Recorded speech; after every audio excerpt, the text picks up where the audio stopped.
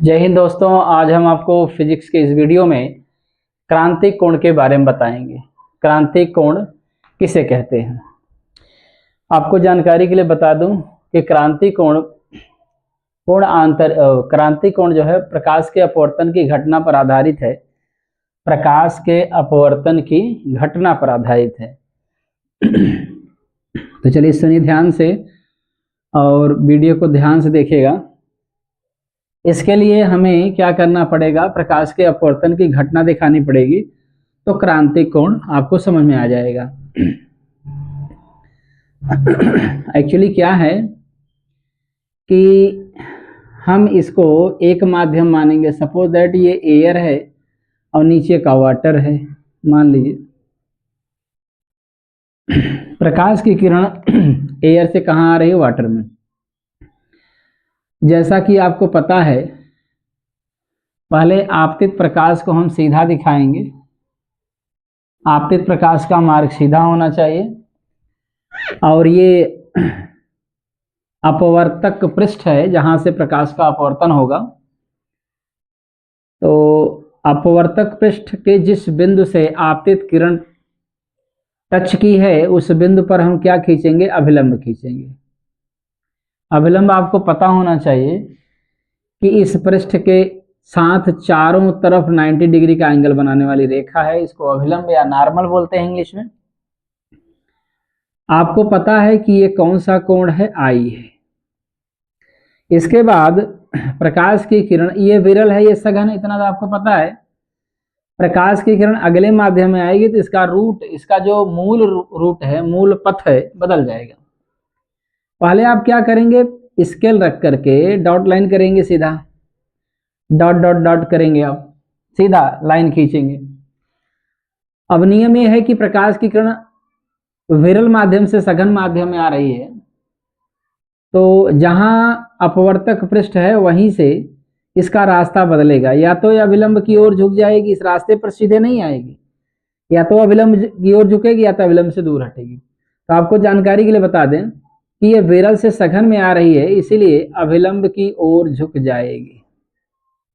ये मैंने दिखा दिया। ये अपवर्तित किरण है। अपवर्तित किरण अभिलंब से जो कोण बनाती है उसे हम अपवर्तन कोण कहते हैं। ठीक है। अब हम करेंगे क्या? इसकी परिभाषा, क्रांतिक कोण की परिभाषा देने के लिए इसको हम बदलेंगे। हमेशा इसकी परिभाषा तब दी जाती है जब प्रकाश की किरण सघन से विरल में आती है। तो यहाँ विरल से सघन में आई है, इसके संदर्भ में परिभाषा नहीं दे पाएंगे। अब हम विरल से सघन में ले आएंगे। सपोज दैट ये वाटर है, मान लीजिए वाटर है, नहीं तो मान लीजिए इसको मान लेते हैं हम ग्लास मान लेते हैं। ग्लास का मतलब यहाँ पर कांच। अब ये जल है तो ये विरल, ये सघन हो गया, विरल हो गया।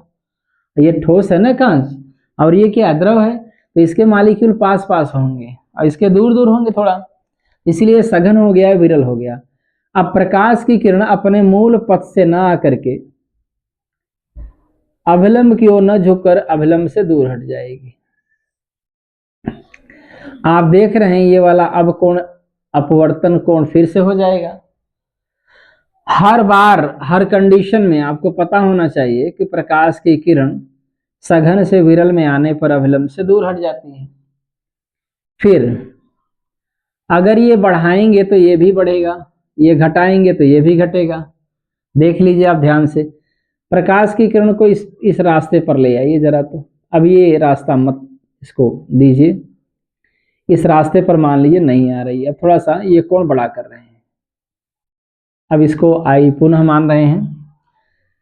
तो रूल के अकॉर्डिंग प्रकाश की किरण के लिए पहले हम सीधा रूट बनाएंगे। आप ध्यान देंगे, सीधा रास्ता बनेगा डॉट लाइन करके। अब बताइए, सघन से विरल में आएगी तो अभिलंब की ओर क्या हो, अभिलंब से दूर हट जाएगी। तो पता चला कि ये इस पर चली गई। अब ये तो कोण फिक्स हो गया। इस आर का मान कितना हो गया? 90 डिग्री। जिस समय आर का मान 90 डिग्री होगा उसी समय ये आपतन कोण क्रांतिक कोण के नाम से जाना जाएगा, माने IC में बदल जाएगा, आई ही क्रांति कोण बन जाएगा। इसे आपको याद रखना है। परिभाषा क्या देंगे, सघन से विरल में आ रही है, इसलिए सघन माध्यम में बना वह आपतन कोण I,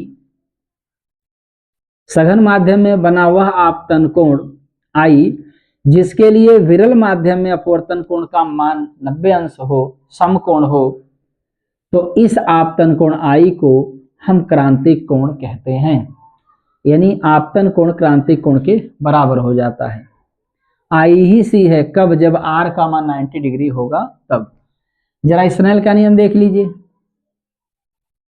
आपको पता है कि साइन I बटे साइन R बराबर क्या होना चाहिए, n होता है। क्या होता है, n।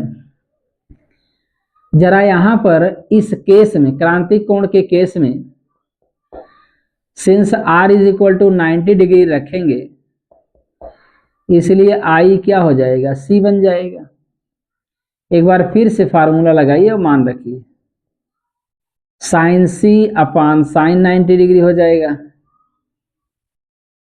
बराबर n हो गया। n क्या है, सघन से विरल माध्यम, सघन माध्यम सापेक्ष विरल माध्यम का अपवर्तनांक है। सघन से विरल में आ रही किरण, तो सघन माध्यम के सापेक्ष विरल माध्यम का अपवर्तनांक बोला जाएगा। साइन 90 डिग्री का मान कितना होता है, 1 होता है, बराबर n हो गया। तो यहां लिख देते हैं हम, साइन C बराबर n हो जाएगा, जहां C क्रांतिक कोण है और n सघन माध्यम के सापेक्ष विरल माध्यम का अपवर्तनांक है। इसे आपको याद रखना है। इस तरीके से दोस्तों आज हमने आपको फिजिक्स के इस वीडियो में क्रांतिक कोण की परिभाषा बताया एवं क्रांतिक कोण का जो फार्मूला होता है, सघन माध्यम के सापेक्ष विरल माध्यम का अपवर्तनांक से संबंध जो होता है साइन C यानी क्रांतिक कोण का, उसको बताया मैंने। इसको आप लोग याद रखिएगा, इस पर न्यूमेरिकल भी पूछता है बोर्ड एग्जाम में। तो आज हमने आपको दोस्तों क्रांतिक कोण के बारे में बताया। उम्मीद करते हैं दोस्त ये वीडियो आपको पसंद आया होगा। अगले वीडियो में आपसे फिर मिलेंगे, तब तक के लिए धन्यवाद।